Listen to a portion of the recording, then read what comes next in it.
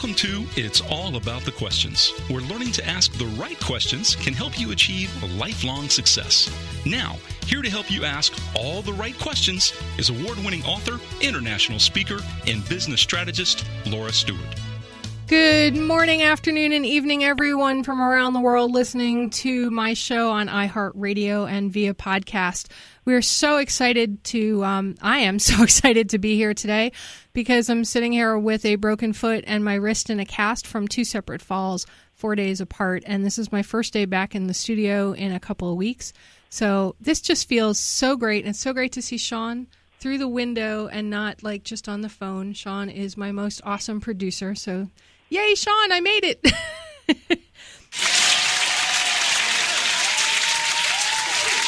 All right, enough of that.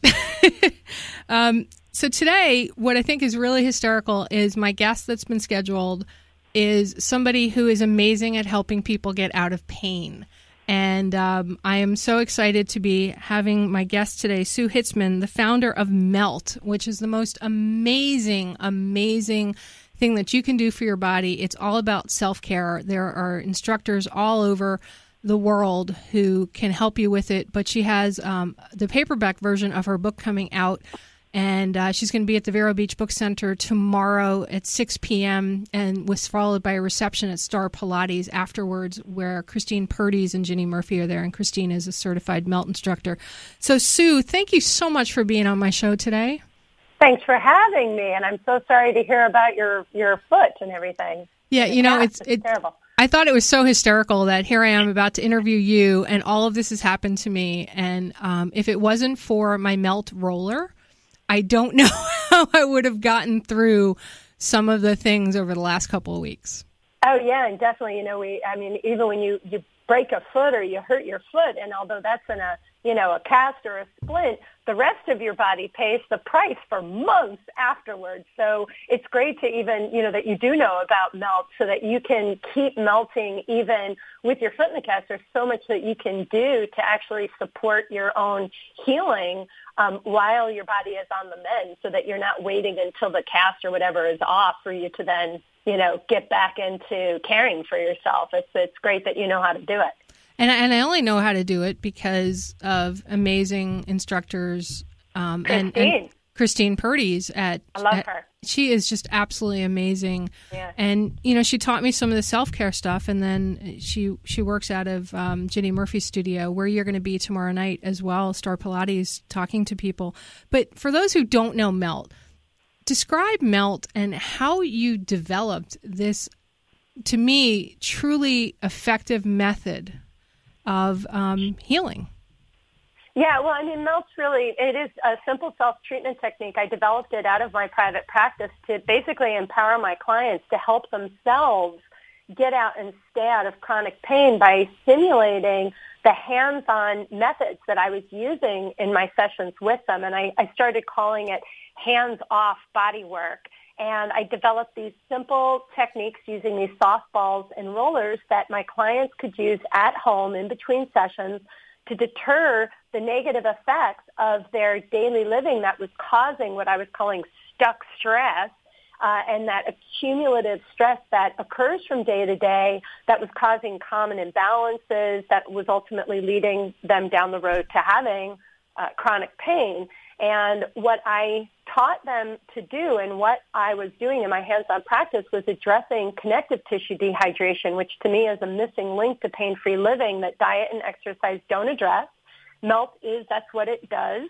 That's what I developed it to do. And basically what I always say is that we teach people how to rehydrate their connective tissue to improve neurological efficiency so that their brain stops sending them those pain messages and they actually treat a cause of chronic pain rather than focusing on where their symptoms are, which is usually, the victim areas of the body. And if all you do is just go at them and beat them up, you're kind of beating up the victim and never actually finding the perpetrators in your body, which are usually in the connective tissue system. Okay, so let's take a step back for some of my listeners who might not understand what connective tissue is. Where is that in the body, and why is that such a factor in chronic pain?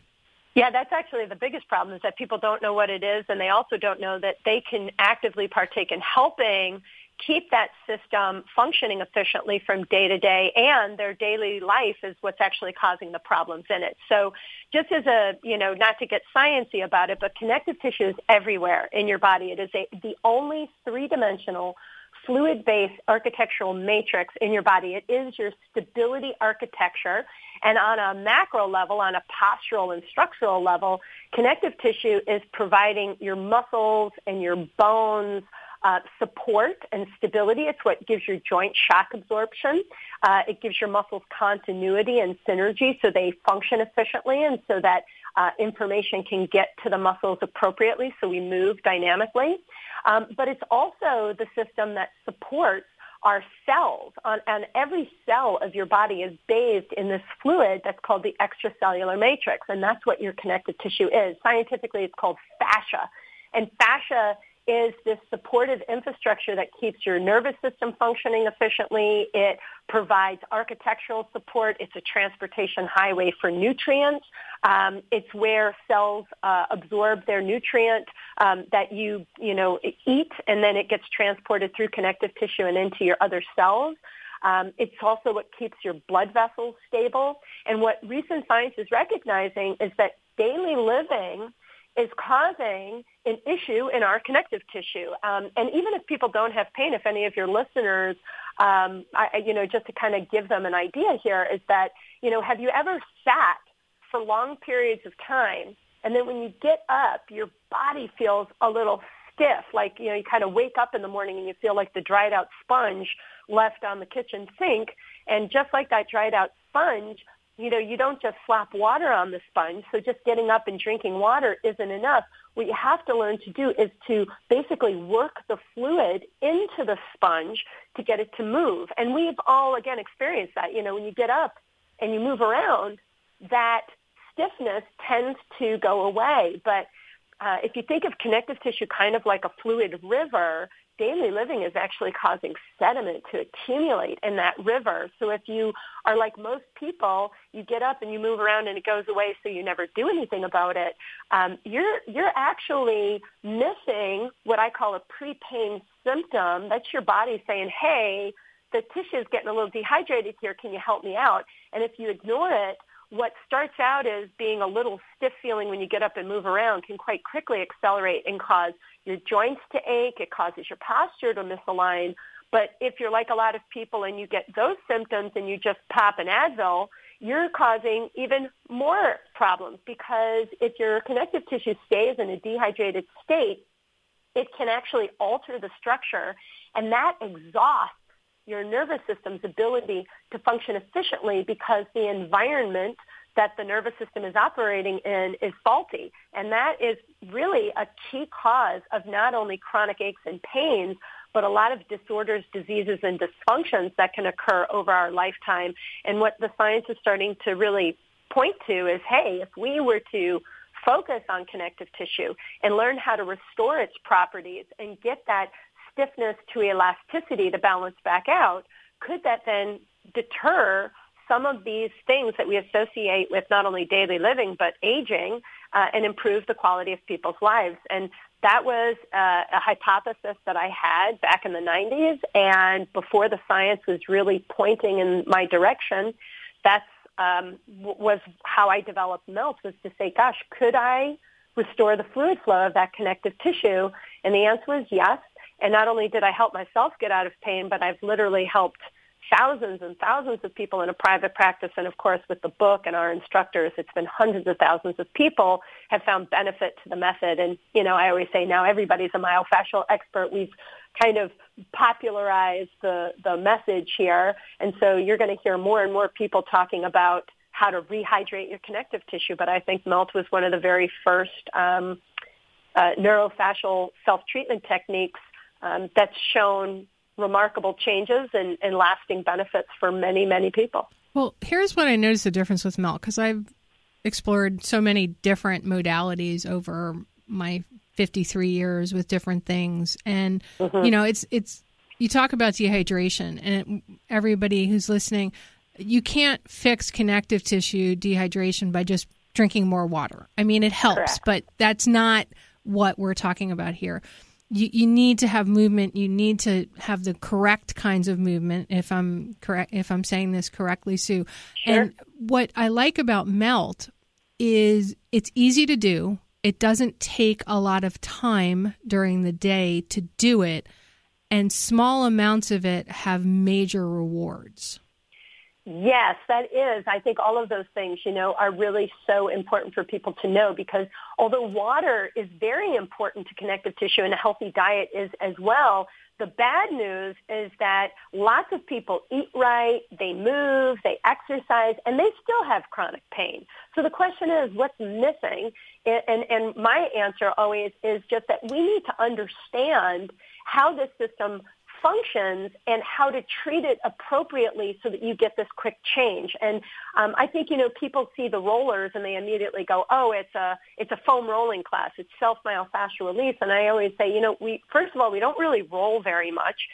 It's a much more mindful practice because of the process to which I bring people through is very much like a hands-on body worker.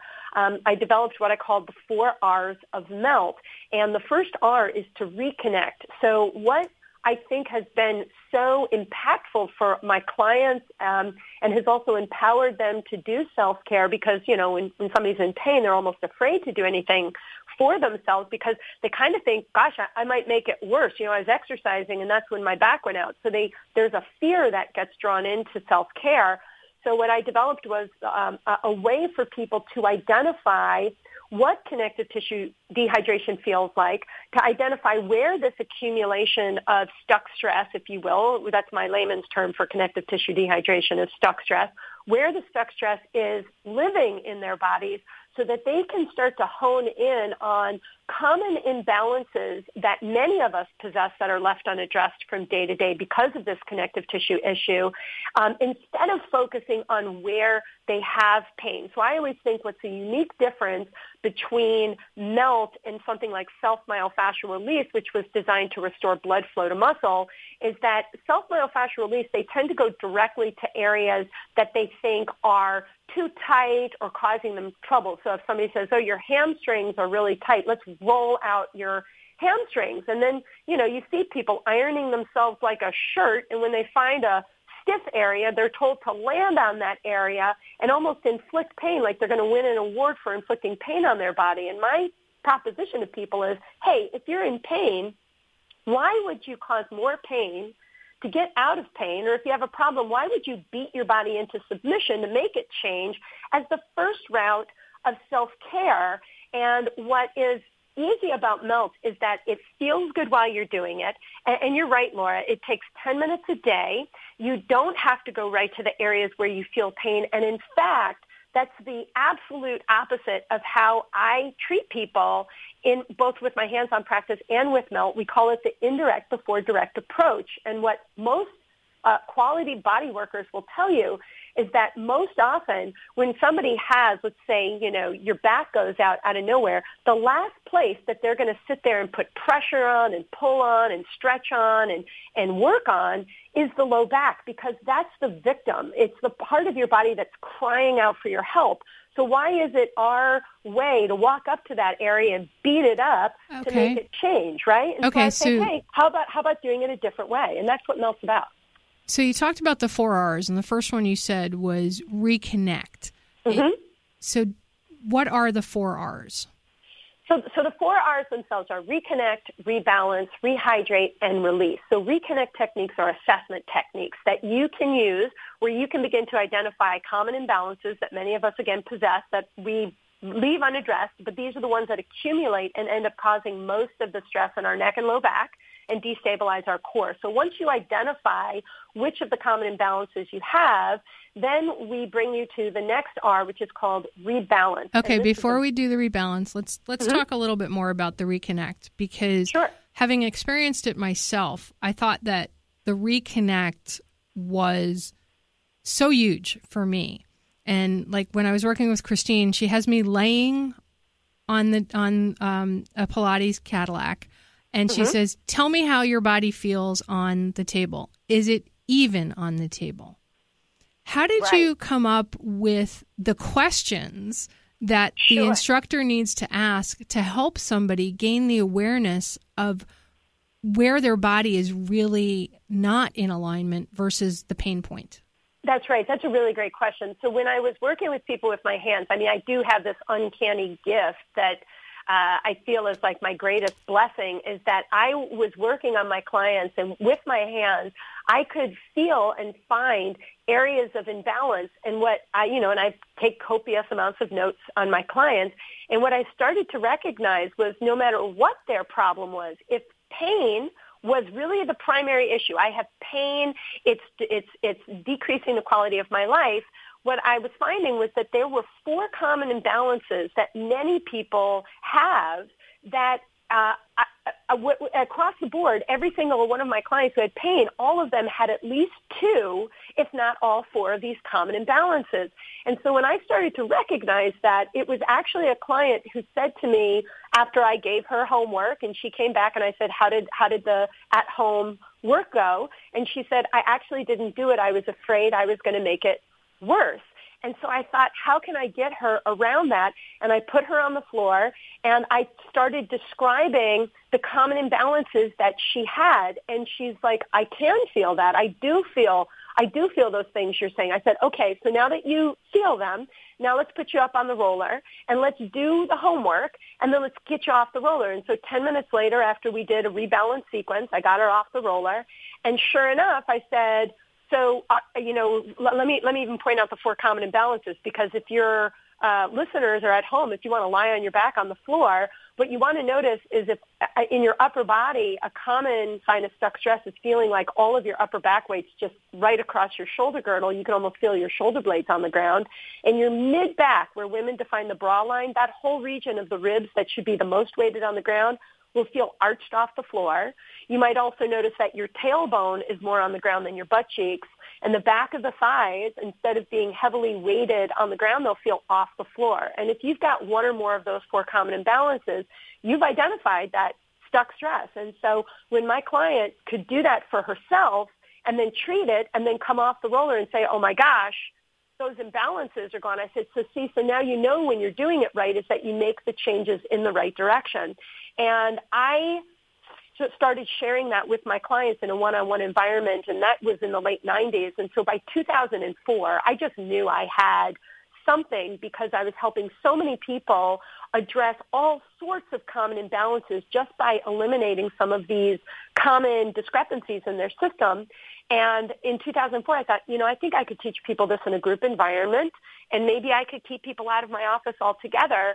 And it worked. And so that was really, I think, a very transformative time for me, was that I was witnessing people doing these self-care techniques without me ever touching them or having to help them with anything more than my voice. And that was huge for me. So in 2006, that's when I started training people, because a lot of instructors like Christine and many others said, I want to teach this. I think this could be very beneficial to my clients who do yoga and Pilates.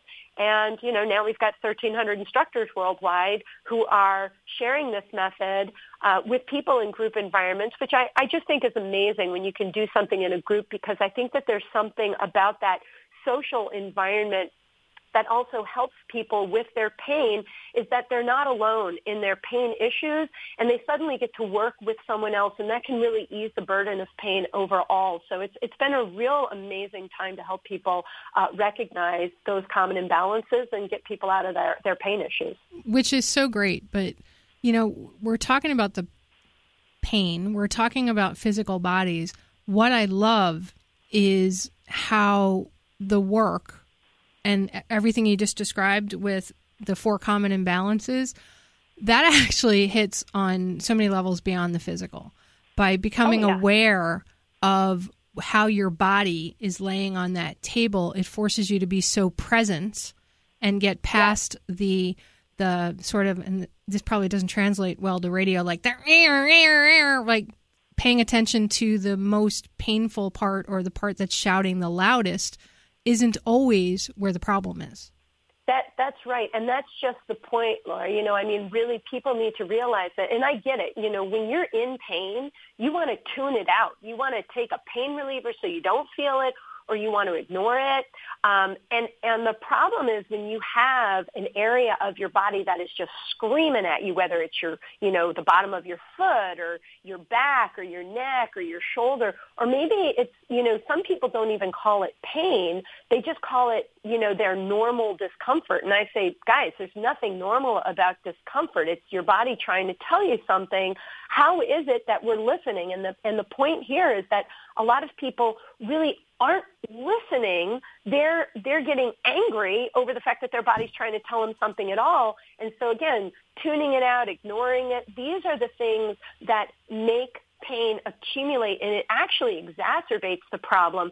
So what I really love about Melt is that mindfulness to get people to go into their bodies and to take it back, to sense what they're really feeling away from the pain, because the whole point here is when you're in pain, 100% of the time your brain is what's producing that sense of pain, but it's being told by these sensory nerves that live in your body and the peripheral nervous system that, hey, something's not right down here, and your brain's just interpreting that and saying, well, there's a problem, so let's send pain so that we get your attention.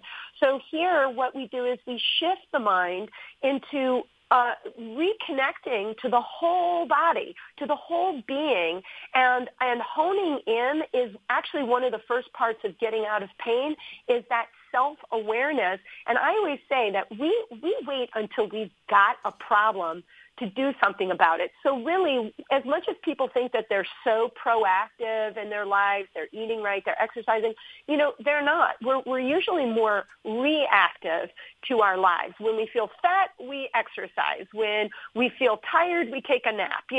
When we have pain, again, we do things in a particular way.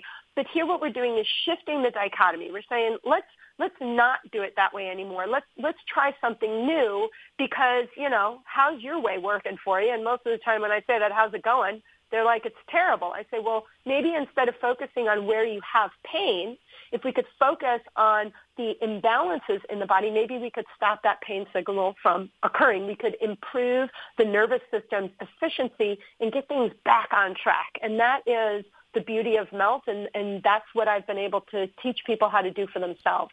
I find it very meditative. I know it probably sounds a little strange to a number of the listeners because they think meditation needs to be, you just sit quiet. I cannot meditate. I keep trying. I've tried so many different things, guided meditations. If somebody is literally in front of me guiding me through a meditation, I can get into it. But on my own, the only way I seem to be able to get to that focus and that presence is, say, on a Melt roller or doing any of the exercises, because it forces me to be very present to the action I'm taking at that moment. And yes, and that's it. That's it, Laura. It's that I think you are like a lot of people. Like doing meditation is actually work. Like to sit still and to not think of things is almost harder than focusing in. So what actually is very intriguing for me is we have actually a lot of instructors, and I was just recently on the Dr. Oz show, and we had brought in Whitney Chapman, who's one of our Melt instructors, who also does mindful meditation. And she used to say to me, gosh, you know what, Sue, people really have a hard time with meditation. They fidget, they adjust, they just can't sit still sometimes. And I said, if you melted them a little bit and then you did meditation, you'd probably get more out of it. And she was like, I never thought of that. Let me try it. So she did the foot treatment for people to ground them, to bring them back into their bodies. And she was like, she called me the next day. She said, it is like night and day. The people that really were always fidgeting and moving about suddenly were more grounded. They were more still. They were breathing differently. And at the end of the class, everybody said that was the most amazing meditation class that they had ever had. And she said, I think it's because I melted them before we meditated. I said, well, that's just it, is that how can you meditate in a body that you're not really in? And it takes time to go into your body with meditation. But if you melt, it's kind of like you're opening the doorway to yourself and then allow change to occur. And that's the perfect doorway into the national news break, Sue. So we're going to be back with more from Sue Hitzmann, founder of Melt and New York Times bestselling author, who's going to be here in Vero Beach tomorrow night, Wednesday, November 30th at 6 p.m. at the Vero Beach Book Center. And then will also be at Star Pilates afterwards for a cocktail reception, all free. Please join us. We'll be right back with more from Sue Hitzmann. Welcome to It's All About the Questions, where learning to ask the right questions can help you achieve lifelong success. Now, here to help you ask all the right questions is award-winning author, international speaker, and business strategist, Laura Stewart. Welcome back, everyone who's listening live on the radio. And if you're listening on the podcast, that is top podcast on iTunes pretty frequently, that was a really short break for you because you didn't have to listen to the national news. We are here with Sue Hitzmann, founder of Melt and the New York Times bestselling author of The Melt Method, a breakthrough self-treatment system to eliminate chronic pain, erase the signs of aging, and feel fantastic in just 10 minutes a day. Her book is now coming out in paperback, and we will all be there supporting her tomorrow night as she joins us at the Vero Beach Book Center at 6 p.m. tomorrow, followed by a reception at Star Pilates. And by the way, anybody who buys a copy of The Melt Method tomorrow at the Vero Beach Book Center gets a free Melt class at Star Pilates with Christine Purdy's. So you're going to want to be there tomorrow night and pick up a copy of the book. So Sue, oh my God, it's worth it. Go do it. I can't believe her. She's amazing that she would do such a thing, and it's so great. If you buy the book, you get to take a class. Go do it. Buy the book. It's so worth just to take the class for free. Oh my gosh, you're going to love it. I just love her that she's doing that. You know, Ginny and Christine are such an amazing duo over at Star Pilates and Miracle Mile. Totally. And I know Christine has been she got certified by you in the very early stages, and Ginny is also has taken Melt certifications with you and stuff. Mm-hmm. What is it? We've kind of touched on it a little bit, but there's something about Melt that is so different than other modalities. I know that we were talking during the break. I'm taller after Melt. Why is that? That's such a great thing. Well, you know, I don't think people realize, but, you know, if you measured yourself in the morning and then you did your normal daily life, when you come back, you're at least a half an inch, if not an inch shorter, because the discs in your body, those joints or the facets in your spine, those things compress like little marshmallows throughout the day from just, you know, tension and compression that we deal with. And what's really compelling about connective tissue is that we realize, again, that daily living causes connective tissue to dehydrate, and that is what makes joints lose their space. There's this property of fascia that allows it to be a little bit stiff, again, kind of like a sponge. There's, you know, some stiffness and resilience to it, you know, because you think it's a fluid system. How can a fluid system be the stability system? And it's because the majority of the tissue in there is collagen, and collagen needs water and stimulation to bind and to create its integrity so that it has what they call the elastic property of fascia, which is fascia's ability to move and adapt. And when it's hydrated, it quickly returns to its ideal shape. But what we know about connective tissue is if you compress or pull on the tissue for long periods of time, it's the very thing that causes cellular dehydration. So if you sit for long periods of time, you're compressing the back of your legs and you're causing tension on the tissue along your spine. So when you stand up, your own body weight kind of crushes the spaces of the body, which are 100% fascia. The connective tissue is in high abundance around every joint. There's no muscles around your joints. It's all connective tissue. And so if you lose the integrity of the connective tissue, joints compress, posture misaligns, and sure enough, at the end of the day, you've lost a full inch of height. And again, if you never do anything about that, over time, you're going to be like my mom, who I'm sure when I was a kid was 5'6", and now she's 5'3". You know, she never got those 3 inches back from day to day. And I think about it, and I'm in my mid-40s now, and I feel like I have deterred so much accumulative stress in my body over my lifetime by addressing this tissue directly, which is what makes it so unique. Nothing else was specifically designed to stimulate and restore the fluid flow of fascia to do one thing in particular, which was to restore neurological efficiency. And it's just a unique approach, you know, and again, it stimulates my 2 decades of hands-on therapeutic intervention, from neuromuscular therapy techniques to light touch therapies like cranial sacral therapy and visceral manipulation and all these other things that I've learned, there was one common thread of all those methods, and that was connective tissue, and realizing that connective tissue is inherently linked to all systems of the body. So if you treat that before you treat organ imbalances or muscle imbalances, you're always going to not only make better changes, they're going to be more long-lasting, and you can really get people out of those common postural misalignments that makes you lose space as you age. Now, my listeners know that my dad had Parkinson's before he passed away, and my mom has a number of issues, including emphysema, congestive heart failure, and vascular dementia going on. I'm thinking, as you were just talking about the neurologic effects and the fascia, would melt have potentially have helped my dad with the Parkinson's? Because massage helped him greatly, because, you know, his hands would, and his muscles would just seem to tighten up. And I always felt it was more connective tissue than anything else.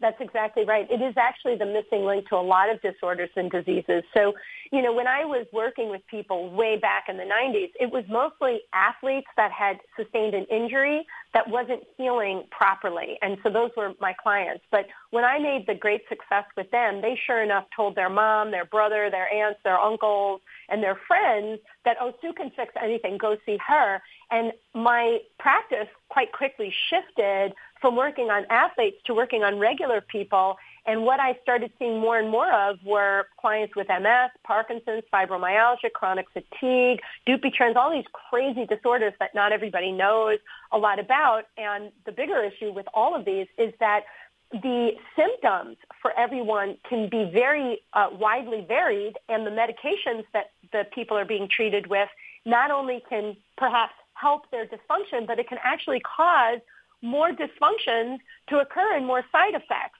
So with my clients, and I've actually worked with the Parkinson's Foundation and the MS Foundation with MELT. We've donated lots of products to them, and we've actually done MELT for Parkinson's and MELT for MS, because those are special circumstances with special issues. And because MELT is easy to do, we bring people with those types of disorders through the treatments, and what we find is that it deters some of the negative side effects of their medication. We've had people who have had essential tremors and also the tremors caused by Parkinson's, where it seems to quiet the tremor down. It doesn't last for very long, but the fact that you can alter it even for a period of time, to me, is a huge shift for the nervous system to reacquire different neurological information in different regions of the brain. So you're basically helping the nervous system rewire neurological pathways back to the body by opening up the highway, if you will, that the nervous system operates in. So yes, if you have Parkinson's or MS or fibromyalgia, chronic fatigue, I don't care what the disorder, the disease, or the dysfunction is, or whether you call it pain or not. If your body is not functioning efficiently, I will guarantee you've got an issue in your connective tissue that is altering neurological efficiency. And I do believe wholeheartedly that if we addressed connective tissue earlier in our lifetime and didn't wait for us to have symptoms, I think that we would actually deter a lot of these symptoms from accumulating. And one of the most recent research studies and direction of the Fascial Research Society that they've gone in with Dr. Tom Findlay, who is actually the founder of the Fascial Research Society that I've been a part of now for a decade. He has prostate cancer, and what he did was he put a lot of his time and effort into understanding how connective tissue related to the growth of cancer. And what they're finding is that cancer loves to live in stiff fascia, in fascia that has become cellularly dehydrated. It actually allows a tumor to grow in an area of stiffening. So what the proposal here is if we didn't let connective tissue edge to the side of being so out of balance between its stiffness to elastic properties, if we help the tone and the balance of the tissue, would that then deter cancer from spreading and growing?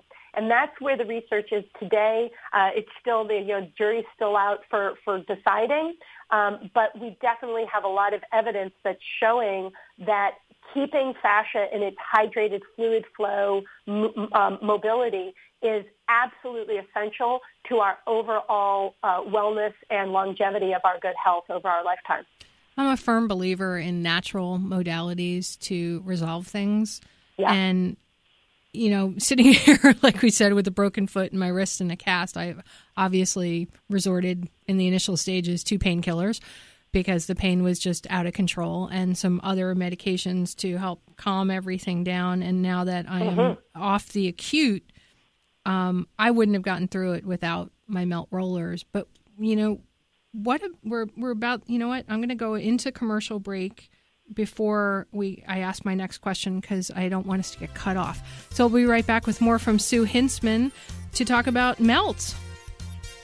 Sue, we were talking about pain, like acute pain of like when I broke my foot and I needed to take painkillers, and now I'm at more of a, flaring, chronic-y kind of pain from the injuries.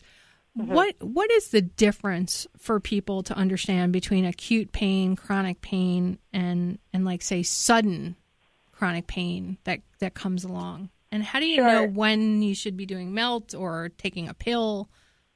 Sure. Well, pain, what is traditionally termed as acute pain is really acute trauma. It's where you do something, you fall, you get hit by a bus, you get in a car accident. You can go to the doctor, you can tell them exactly what happened, exactly the point of the problem, and they're going to do their rigor of testing. They're going to do MRIs and x-rays and check that you haven't broken any bones.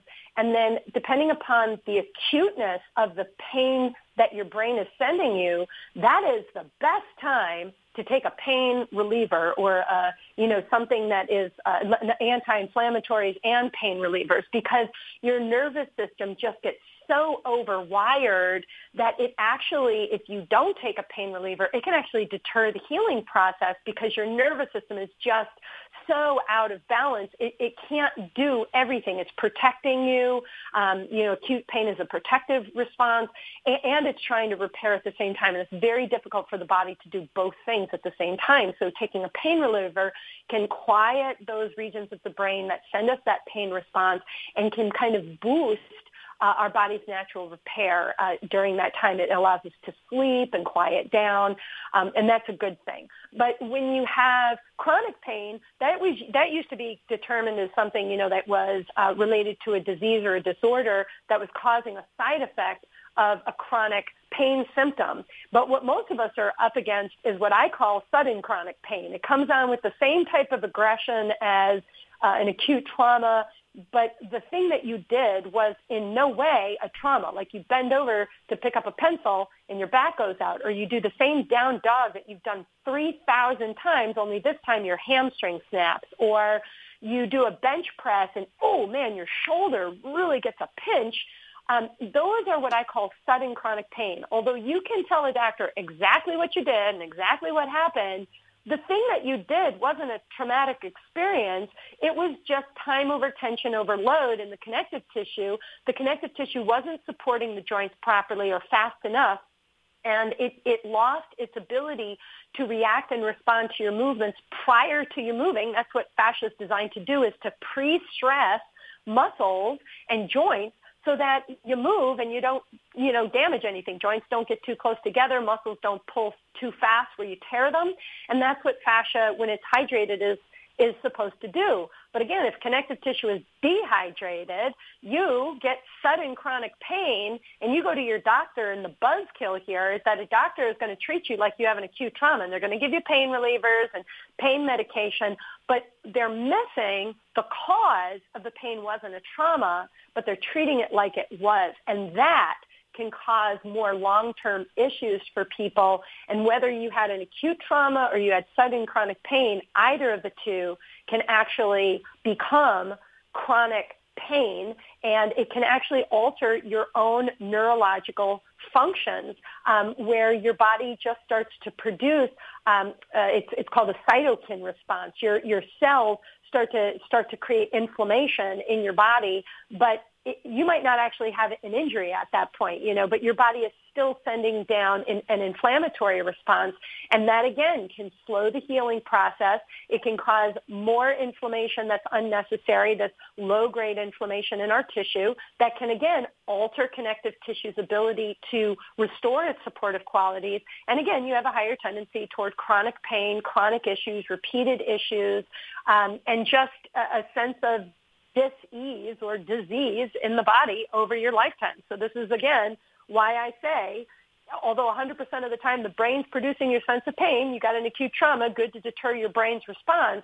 But if it's chronic or sudden chronic pain, the last thing you want to do is tell your brain to ignore the body's messages. You want to treat the body in a way that you're getting your brain to recognize that you are actively partaking in supporting the message and getting things back on track. And that's again, is the beauty of doing things like MELTS, is it's really that education on top of a method. I love your description of sudden chronic pain, because I started flashing 2 times where I just opened a window and my back went into spasm and I was on the ground. And I'm going, okay, it can't be just because I opened the window. I've opened that window 10 times before and never had an issue. So I start going back in time, trying to figure out what the actual event was.